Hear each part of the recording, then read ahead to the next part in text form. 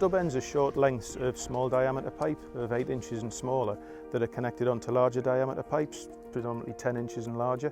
They're short sections of pipe that are difficult to remove without actually cutting the T-piece out. We've got a policy where we have to replace every Tier 1 pipe that's within 30 metres of a property. We've got a long time to do that. We've got until 2032, but we need to cut them all out.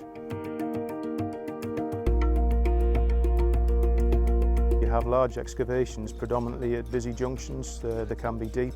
They could be up to 15-20 metres in length. Some of them need road closures, lane closures, and they're really disruptive for members of the public.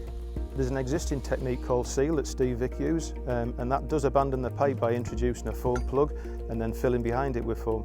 The problem is we can't get that right into the neck of the T, so there's no surety that you've got rid of all of the Tier 1 pipe. So what the new technique's all about is to get as far into the Tier 1 pipe as possible to make sure that the entire pipe's taken off risk and it leaves the parent main, i.e. the large diameter one, still in place. Our product is based around our expanding foam technology, which has been in the gas networks for around 35 years. It effectively seals all of the joints up to the last joint before it reaches the Tier 2 or Tier 3 main. We have a fabric bag and we inject foam along the umbilical cord, which then goes into the bag. The bag then inflates and seals in position, and that foam leaks out of the bag, mixes in with the rust or any debris that could be there, and provides a gas-tight seal.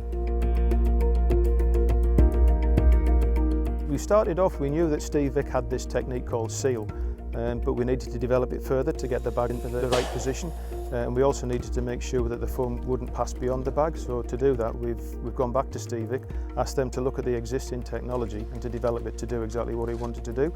The main challenge for us was being able to take the existing technology we already had and make it go the extra metre towards the parent main.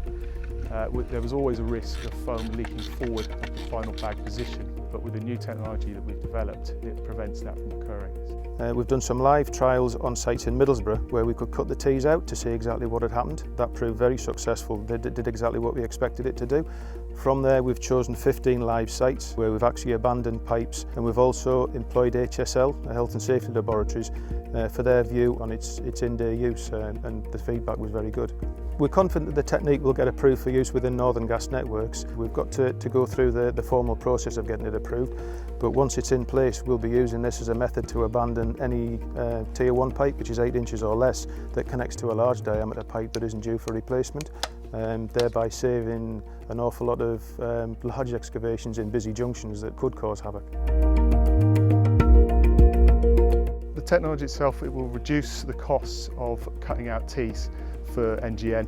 It's a remote system that can be used up to 60 metres away from the T, from a less sensitive part of the highways, so digging and reinstatement costs is greatly reduced for them. It stops us having to go into junctions, major junctions, busy highways. Any work that we do, it'll be a much better experience for the general public. Less excavations, less disruption, less traffic management.